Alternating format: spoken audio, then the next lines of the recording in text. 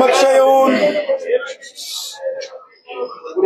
आदिवासी आणि ज्या भटके विमुक्तांमध्ये जे समुदाय ज्या अधिकारानं खरं तर अनुसूचित जमातीत असायला पाहिजेत, एसटीत असायला पाहिजेत, परंतु मागील मोठा काळ राज्यकर्त्यांनी ट्रायबल स्टेटस देण्यास विलंब लावलेला आहे, किंबहुना आम्ही ते मिळवण्यासही विलंब झालेला आहे। त्या अनुषंगानं आज महाराष्ट्रभर जे समुदाय रिऑर्गनायझेशन ऑफ स्टेट खाली म्हणजेच निजामी स्टेट मध्ये असणारे हैदराबाद गॅझेटरच्या आधारे जे आज मराठ्यांसाठी व्यक्त केलं जात आहे, त्याच गॅझेटर आणि त्याच रिऑर्गनायझेशन ऑफ स्टेट म्हणजे तेलंगणा, आंध्र त्यावेळेस मराठवाड्यातून हे झालं, ते जर आधार घेतलं तर माझे कैकाडी भाऊ हे शेड्यूल ट्राईब आहेत, माझे बंजारा भाऊ हे शेड्यूल ट्राईब आहेत, माझे जे भटके जे आहेत ते शेड्यूल ट्राईब मध्ये येतात, अनेक समूह, हे सगळं मागण्या सुरू असताना मसल पॉवर, मनी पॉवर, पॉलिटिकल पॉवर असलेले मराठा पुढारी या मुवमेंटला कुठेतरी गुमराह करण्याच्या मागे लागलेले आहेत। मला राज्याचे मुख्यमंत्री माननीय देवेंद्रजी, उपमुख्यमंत्री अजितदादा, उपमुख्यमंत्री एकनाथरावजी तिघांनाही मला हे सांगायचं, आव्हान करायचंय की विरोधातले काही मंडळी वेगवेगळ्या वल्गना करून या चळवळींना वेगळ्या दिशेने नेण्याच्या भानगडीत पडले आहेत, परंतु कैकाडी सुद्धा हिंदुस्थानी नागरिक आहे, देशाचा नागरिक आहे, माझा बंजारा सुद्धा देशाचा नागरिक आहे, हिंदुस्थानी नागरिक आहे, त्याचबरोबर माझा धनगर सुद्धा त्याच प्रकारचा नागरिक आहे, माझा पारधी सुद्धा त्याच प्रकारचा नागरिक आहे, आणि जे सगळे समूह जे ट्रायबल खाली येऊ शकतात ते सुद्धा नागरिक आहेत, वडार सुद्धा माझा त्याच प्रकारचा नागरिक आहे, वैदू सगळेच आम्ही यादीत देऊ, सगळे रिस्पेक्टिव्ह आहेत, सगळे ट्रायबल याच्या खाली येऊ शकतात, आलेलेच येऊ शकतात नाही, कारण कायदेशीर दृष्ट्या तसं आहे। हे सगळं असताना जर आपण मागील 2 दिवसात महाराष्ट्रातली परिस्थिती पाहिली, सत्तेतले मराठा मंत्री, सत्तेतले मराठ्यांचे आमदार, सत्तेतले मराठ्यांचे खासदार, विरोधी पक्षातले मराठ्यांचे आमदार खासदार, बँकांचे अध्यक्ष, मोठे पैसेवाले, हे कशा एक वेगळ्या प्रकारचं गढूळ वातावरण करू पाहत आहेत। माझी बहीण सुप्रियाताई त्या संसद रत्न आहेत, मी गुणरत्न आहे, त्या संसद रत्न आहेत, मी गुणरत्न आहे, ती माझी बहीण आहे। काल माझी बहीण एवढी कन्फ्यूज होती की मी माहूर मधून माझ्या बहिणीचं कन्फ्युजन काढलं।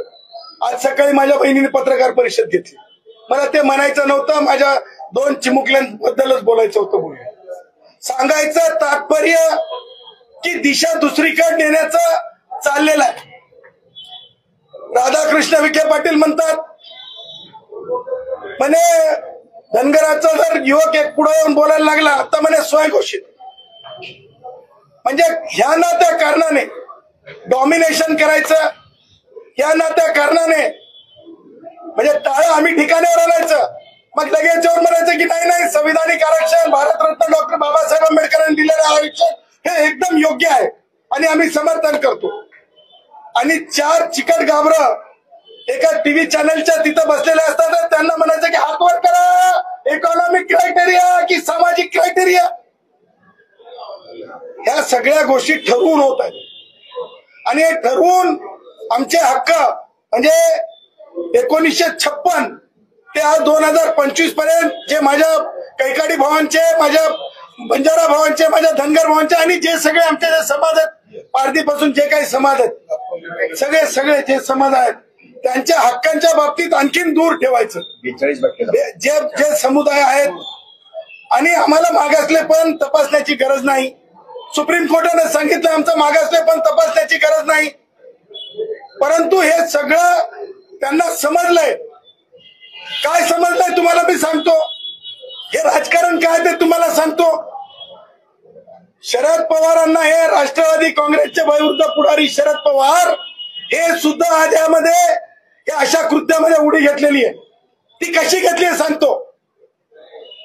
पवारांना सुप्रियाताईंनी काल बोललेल्या वल्गनेच्या बाबतीमध्ये कुठेतरी सारवासारव करावी आणि दिशा दुसरीकडे द्यावी, यासाठी आमच्या गोरक्षकांचा अपमानच राष्ट्रवादी काँग्रेसच्या वयोवृद्ध पुढारी शरद पवारांनी केलाय.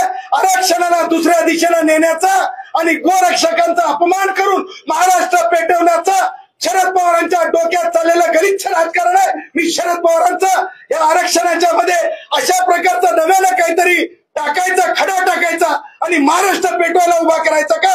त्यासाठी शरद पवारांनी गोरक्षकांची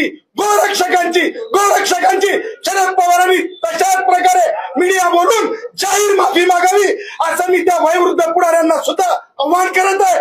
त्यांनी या त्यांच्या वयामध्ये तरी समजसूचकता येऊ देत. माने साहेब, आयुष्य गेलं, 3 पिढ्या गेल्या, परंतु भटके ट्रायबल ठरलेले नाहीत. आज मी बोलणार, मी नाही बोलणार तर माझे पुन्हा पुढचे 50 वर्ष मागे राहतील. त्याकरिता मला हे सुनावणं आवश्यक आहे आणि म्हणून आम्ही सज्ञान आहोत. आमच्याकडे कायदेशीर आधार आहे. आम्हाला म्हणजे आज जर समजा आम्ही म्हणलं की तो जो GR आहे 2 सप्टेंबर 2025चा कायद्याच्या विरुद्ध जाऊ नये, तरी मराठ्यांना तुम्ही सर्टिफिकेट वाटायला सांगता. अरे माझे कैकाडी ट्रायबल आहेत, चला तिकीट काढून देतो आमची एसटी महामंडळाची बससाठी. शरद पवार, तुमच्यामुळे, तुमच्या राजकारणामुळे 124 मध्ये एसटीतले कष्टकरी वीरमरण पत्करलेले मेलेले, त्या एसटी मध्ये तुम्हाला घेऊन जातो. चला बघू तेलंगणामध्ये माझे कैकाडी कशात मोडतात. सांगायचं तात्पर्य ही पोटतिडक आहे, ही कायदेशीर बाब आहे. कायदा लिखित आहे. त्यामुळे आमच्या हक्कापासून कोणी आम्हाला वंचित करू नये, ह्या स्पष्ट भूमिकेतून आम्ही पुढे आलो.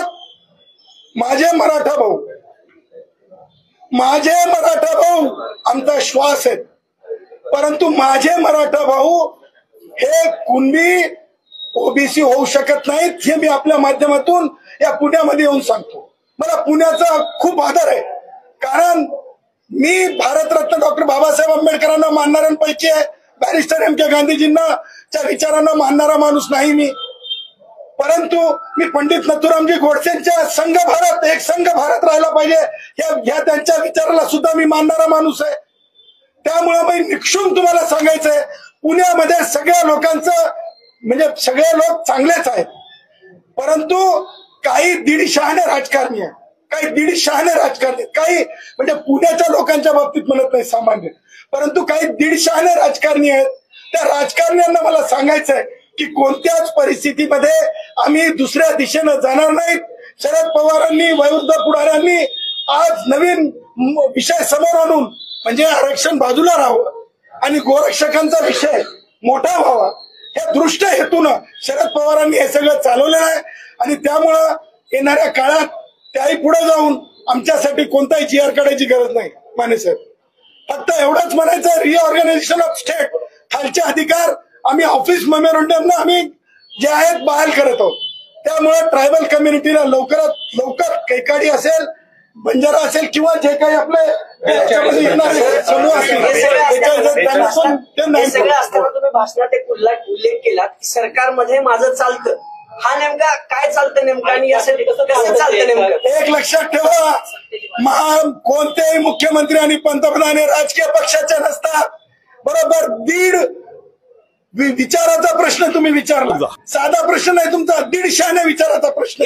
ऐका ना मी काय म्हणतो, तुमच्या प्रश्नाला उत्तर आहे का की मी फार अगोदर बाळशास्त्री जांभेकरांची पहिली जयंती मी साजरी केलेला माणूस आहे. पहिल्या म्हणजे तुम्हाला सांगतो त्याच माध्यमातून आलेला माणूस आहे मी, त्याच लिखाणाच्या याच्यातून किशोर कुलकर्णीकडून जयश्री पाटलांनी पत्रकारिता शिकलेला माणूस आहे. तुम्हाला मी सांगतो, पंतप्रधान, मुख्यमंत्री हे राजकीय पक्षाचे नसतात, हे जनतेचे असतात. मेरे मुख्यमंत्री है, मेरे उप मुख्यमंत्री है, मेरे पंतप्रधान है, मेरे कैकाडियों के मुख्यमंत्री है, मेरे बंजारों के मुख्यमंत्री है, मेरे ओबीसीओं के मुख्यमंत्री है, भिक्षुकी मागणाऱ्या कुडमुड्या दोषी ब्राह्मणांचे मुख्यमंत्री आहेत, आमच्या सगळ्यांचे मुख्यमंत्री आहेत. म्हणून आमची नाही चलती तर काय भाईजान मामूजान वाल्या सीमा पलीकडल्यांची चलती रहेगी का? डंके की चोट पे हमारी चलती है और हम ट्राइबल को न्याय लेके रहेंगे। सर, नवनाथ वाघमारेंची गाडी जाळली काल. तुम्ही जी ना ज्यांनी जी गाडी जाळलेली आहे दोघातून एक. तुम्ही तुमच्या भाषेत एक मुद्दा मांडला भाषेचा आणि प्रांताचा. ते नेमकं एका नेत्याचा तुम्ही नावाचा उल्लेख केला, थोडं सविस्तराने सांगा. बघा कसं आहे, ते अर्ध्या हळकुंडानं पिवळं झालेले माणसं आहे ना, ते वरवर बोलायला लय आजकाल म्हणजे पटाईत असत. ते आमचा दादरमध्ये राहतात, काय संघटना आहे, आमदार वगैरे नाही, तुम्ही त्या आमदाराला दुसरी पार्टी काढून दिली, सोनवणे होता ना, शरद सोनवणेचा तो राजकीय त्यावेळेस समावेश राज ठाकरे. त्या राज ठाकरे काय बोलला, भाषावर प्रांत रचने, भाषावर जर प्रांत रचनेमध्ये प्रांताचे रिऑर्गनायझेशन आलं की मग आज राज ठाकरे सांगावं लागेल कैकाडी एसटी है कि नहीं. राज ठाकरे पूछता है सदावर्त, पूछता है कैकाडी, पूछता है बंजारा, पूछता है भंडारी, पूछता है धनगर, है की नाही आम्ही एसटी. म्हणजे जेवढं सोयीचं तेवढं वापरायचं. ट्रायबल असतील, भटके असतील, वापरणं झालं की फेकून द्यायचं, टाकून द्यायचं, हे चालणार नाही. हे स्पष्टपणे तुम्हाला सांगतो. एकदा तुम्ही एक कायदा मी पाहतो म्हणलं, लागू करतो म्हणलं की ते कायदा सुप्रीम कोर्ट म्हणतंय that has to be followed in to totality.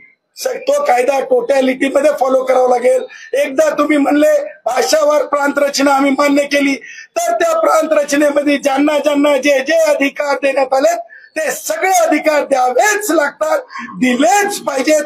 हेच संविधानाची भाषा बोलतो. नवनाथ वाघमारेंची जी गाडी जाळली, नवनाथ वाघमारेंची जी गाडी जाळली, गाडी जाळणारा व्यक्ती हा मनोज जरांगे यांचा अत्यंत जवळचा आहे. वाघमारे यांनी तसे फोटो सुद्धा बाहेर काढलेले आहेत. काय कसं गुन्हा दाखल करण्याची मागणी पण वाघमारेंनी केली. कायदेशीर प्रक्रियेला देवेंद्रजी कधी मागे पुढे पाहत नाहीत. देवेंद्रजी हिंसेचं कधी समर्थन करत नाहीत. आणि त्यामुळे तुम्हाला सांगतो, म्हणजे सन्माननीय श्री वाघमारे साहेबांचीच गाडी जाळणारा हा जरंगेचा दलाल नव्हता, तर माझ्या गाडीवर 5 ठिकाणी आपणच माध्यमांना दाखवले, वेगवेगळ्या ठिकाणी 5 ठिकाणी हल्ले करणारे हे सुद्धा जरंगेचे दलाल होते.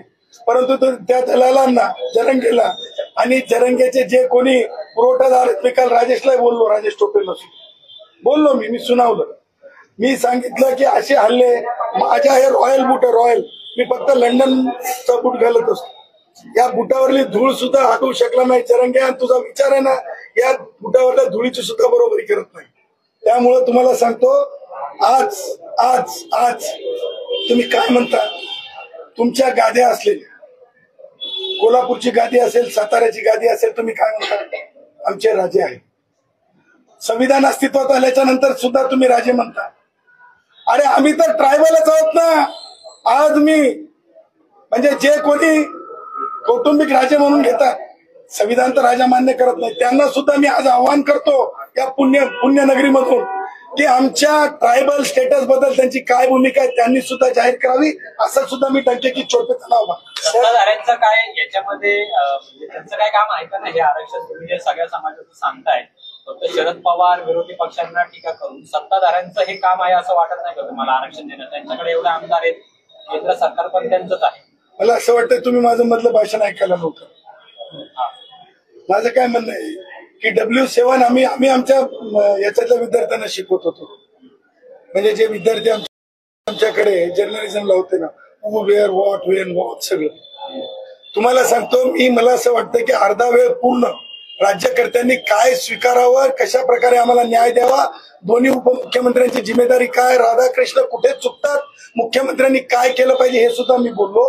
त्याचबरोबर हे सगळं चालत असताना, कायदेशीर चालत असताना एकूण मराठा पुढारपण, सर्वपक्षीय मराठा पुढारपण काय करत आहे आणि शरद पवारांनी आज काय ठिणगी टाकली मला सांगा, काय औचित्य होतं? म्हणजे गोरक्षक, एकूण गोरक्षकांना बदनाम करण्याचं काय औचित्य होतं?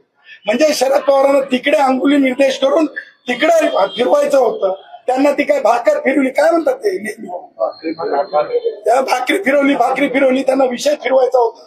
असं त्यांचं तुष्टीकरणाचं राजकारण. शरद पवारांवर आरोप करताय, तुमच्या बाजूला बसलेले मान्य नाही, सगळे आरोप मान्य आहेत का? मी त्यांना अगोदरच सांगितलं येतानाच, तसा इशारा असतं की नाही लिहिलेला. मी भटक्यांसाठी आलो, प्रेसमध्ये येण्याच्या अगोदर त्यांना कल्पना दिली, हे मी बोलणार, आणि जर तुम्हाला मला काही सांगायचं असेल तर येऊन सांगा. मी डंक्याची तुम्हाला जी काय भूमिका भाषणात मांडली आणि आता प्रेम त्याबद्दल तुम्हाला मान्य आहे का जे काय बोलले? सोबत काम केलं. सदावर्ते हे नामवंत वकील आहेत आणि गेली 50 वर्ष ज्या कामाच्यासाठी आम्ही मिळेल तिथनं मदत घेतो आहोत. परंतु हा गरिबांचा प्रश्न आहे, सगळ्यात मागं पडलेल्या लोकांचा प्रश्न आहे. याच्यामध्ये मी या भानगडी आणत नाही. राजकारण ही वेगळी गोष्ट आहे. सदावर्तेंची त्यांची मतं आहेत, ती मला मान्यच असली पाहिजे, नॉट नेसेसरी. ते कायदे पंडित आहेत आणि ते कायदे पंडित असल्यामुळे मी त्यांना सांगितलंय की या गरीब माणसांना तुम्ही मदत करा, आणि त्यांनी मला मान्य केलंय की हो तुम्हाला मी मदत करतो. मला जो कोणी मदत या कामासाठी करेल, तर नानासाहेब गोरेंनी मला एकदा असं सांगितलं होतं की राक्षसाची सुद्धा घे, हा प्रश्न सोडवण्यासाठी राक्षसाची सुद्धा मदत घे, असं जाहीरपणे नानासाहेबांनी मला सांगितलेलं आहे. त्याच्यामुळे मी आता काय राक्षस नाही, आमचा बंधू आहे. त्याचे राजकीय विचार त्याचे विचार आहेत, माझे राजकीय विचार माझे विचार आहेत. त्याच्यात काय संबंध आहे? त्यांनी उद्या शरद पवारांना शिव्या द्या, ते शरद पवारांनी त्यांना शिव्या दिल्या, मेरे को क्या नाही. ते दोघे मोठे लोक आहेत, काय करायचं त्यांचं ते बघून घेतील. मी गरीब माणूस आहे, मी कशाला भानगडीत पडू? गेल्या अनेक वर्षापासून आम्ही तुमचा लढा बघतो, अतिशय पोटतिडकीने तुम्ही समाजासाठी लढता, पण हेच सदावर्ते मात्र शेतकऱ्यांसाठी कुठेतरी बॅकफुटवर जात आहेत का? कारण मराठवाड्यात ओला दुष्काळ आहे, शेतकऱ्यांच्या घरात रस्त्यावर अक्षरशः शेतात पाणी घुसले, एकही रुपयाची मदत घेण्यास सरकार नाही पोहोचलं. तुम्ही तुमचं सरकार म्हणालात म्हणून हा प्रश्न, तुम्ही तुमच्या सरकारला सांगणार का, किंवा महाराष्ट्राच्या जनतेच्या मुख्यमंत्र्यांना सांगणार का की तुम्ही उद्या मदत जाहीर करा म्हणून? सन्माननीय पत्रकार महोदय, आपण कोणत्या चॅनलचे आहात? न्यूज 18 लोक. न्यूज 18 लोकमतला मंत्रालय प्रतिनिधींना विचारून घ्या की डॉक्टर जयश्री पाटील आणि गुणरत्न सदावर्ते हे ह्या पावसाळा सुरू होण्याच्या अगोदरच जे इतिवृत्त तयार झाले ते इतिवृत्ताची कॉपी देतो की नुसत्या शेतकऱ्यांच्या प्रश्नावर होत नाही तर शेतमजुराला सुद्धा एकूण 100 रुपये नुकसान झालं तर 25 रुपये शेतमजुराची सुद्धा गणना व्हावी, आणि ते त्या यादीमध्ये म्हणजे नुकसानाच्या यादीमध्ये जे हे ते म्हणजे मूल्यांकनासाठी जे हे ठेवलेले कॅटेगरीज ठेवले त्याच्यात ते सुद्धा आणलं पाहिजे. ते सुद्धा आम्ही म्हणजे केंद्र सरकारकडे त्या संबंधित मिनिस्ट्रीकडून जॉईंट मिटिंगमध्ये माननीय बावनकुळे साहेबांच्या ते ठरलं. त्याच्यातच विशेष बाब सांगतो काय घडलं.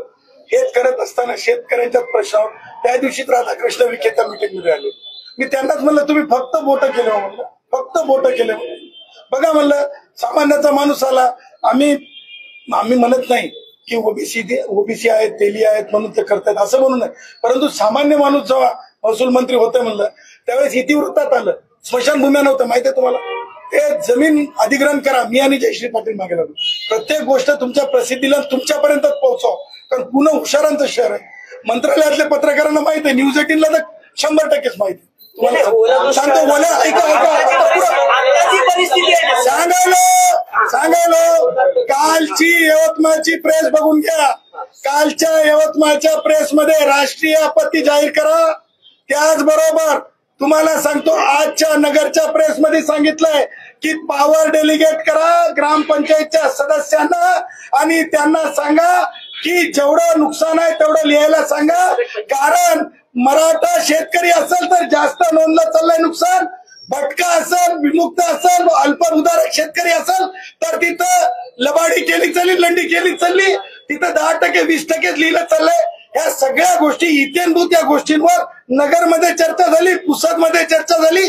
राधाकृष्ण विखे पाटलांना आव्हान केलंय की त्यांनी, कारण 2 देवस्थानं तिथं आहेत आणि दोन्ही देवस्थानाच्या गावांमध्ये स्मशानभूम्या सुद्धा वाहून गेल्यात, त्या गावांची नावं जाहीर केली, पुलं वाहून गेले. आणि आम्ही त्यांना सांगितलं की राधाकृष्ण विखे पाटील तुम्ही मुख्यमंत्री महोदयांकडे जा आणि तुम्ही ही गोष्ट आम्ही आव्हान केली, आम्ही मागणी केली म्हणून तुम्ही तिथं लावून धरा आणि शेतकऱ्यांना वाऱ्यावर सोडू नका, मजुरांना वाऱ्यावर सोडू नका. ही डंके की छोटी आमची भूमिका, कमीत कमी नगरचं आता दुपारचं तरी ऐकून बघा.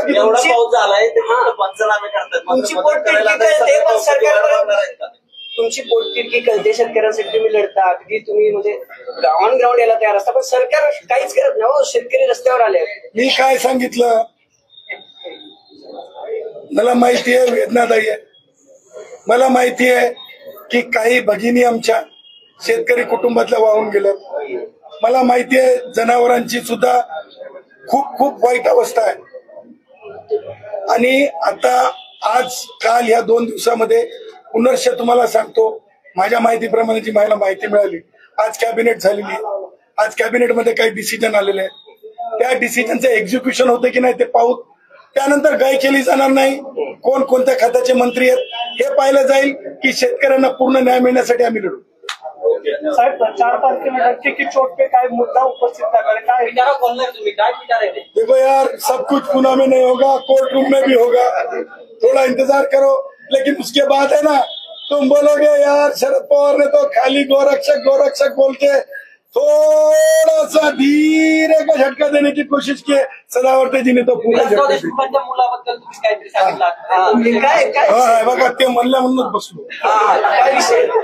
बघा विलासरावांची कृती तुम्हाला माहित आहे, कार्यप्रणाली तुम्हाला माहित आहे. सुप्रीम कोर्टाने सानंदाच्या केसमध्ये कसा झटका दिला होता ते त्या कुटुंबाला बऱ्यापैकी माहिती. तुम्हाला सांगतो, आमचे गायकवाड साहेब, माननीय श्री लक्ष्मण गायकवाड साहेब, त्यांना एक दुकान होतं, हॉटेलसाठी जागा दिली होती फिल्म सिटी. तुम्हाला सांगतो ते त्या जागा एका तिसऱ्या त्रयस्थ, म्हणजे आता मला म्हणायचं नाही कोणाला द्यायची होती, रेग्युलर व्यापारी वर्गाला ते मिळावी, त्याच्यासाठी त्यांची म्हणजे ती खूप विरोध चालला होता. आणि ते जाऊन 1दा आले, 2दा आले, 3दा आले. परंतु सांगायचं उदाहरण हे होतं की भटक्याला रोजमरोजची जी जीवन जगण्याची, म्हणजे विचारवंत आहे बरं का, विचारवंत साहित्यिक, विचारवंत, अभ्यासक, म्हणजे त्यांचे खाण्यापिण्याचे वांदे झाले पाहिजे आणि त्यांना सुचलंच नाही पाहिजे पुढे काय करावं. म्हणजे गायकवाडांची तेच करावं, मानेंचे तेच करावं. आता ढसाळ तर नाहीये, वामनदादा नाहीयेत. म्हणजे ही जी रचना आहे ना, ही मराठाशाहीची रचना आहे, म्हणजे राजकारण्यांची. एकूण मराठ्यांच्या बाबतीमध्ये मला खूप आदर आहे, कारण जयश्री पाटलांच्या एकट्या संघटनेमध्ये किती हजार, 35,000 मराठा समाज आहे, खास करून पश्चिम महाराष्ट्रातला. त्यामुळे मराठा भाऊ आमचा श्वास आहेत. परंतु राजकीय मराठे आहेत ना, त्यांच्या मात्र डोक्यातली जात जाता जात नाही. सुप्रिया सुळे म्हणाल्या, गुणरत्न सदावर्ते हे एका पक्षाच्या बाजूने बोलतायत, ते समाजाच्या हितासाठी कधी बोलत नाही. अनेक लोकांनी सदावर्ते यांना गाढव बुद्धी नसलेला प्राणी असं म्हटलं आहे. सदावर्ते हे फक्त ठराविक व्यक्तींना टार्गेट करतात आणि त्यांच्याबद्दल बोलतात, म्हणजे ते भाजपच्या कोणत्याही व्यक्तीबद्दल बोलत नाही. जे गुन्हेगारी क्षेत्रामध्ये आहेत त्यांना सदावर्ते साहेब म्हणतायत, जसं की वाल्मिक कराडला सदावर्ते साहेब म्हणतायत. म्हणजे सदावर्ते यांना ठरवून कोणीतरी सुपारी दिली याचा अर्थ असं होतोय. सदावर्ते जर समाजाच्या हितासाठी बोलले असते तर ते दोन्ही पक्षाच्या बाजूने बोलले असते. पण आपण आजपर्यंत ऐकलं असेल, सदावर्तेंनी कधीही भाजपबद्दल एकही शब्द वापरला नाही. ते फक्त उद्धव ठाकरेची शिवसेना, शरद पवारची राष्ट्रवादी काँग्रेस आणि काँग्रेस पक्ष या लोकांनाच टार्गेट करतात. जर खरंच गुणरत्न सदावर्ते समाजाच्या हितासाठी बोलत असते तर त्यांनी उद्धव ठाकरे, शरद पवार, राज ठाकरे असो यांच्याबद्दलच काय, भाजपमधील लोकांबद्दल देखील शब्द बोलायला हवे. पण सदावर्ते तसं करत नाही, कारण की भाजपने त्यांना स्क्रिप्ट लिहून दिलेली असते आणि त्याचप्रमाणे ते बोलतात.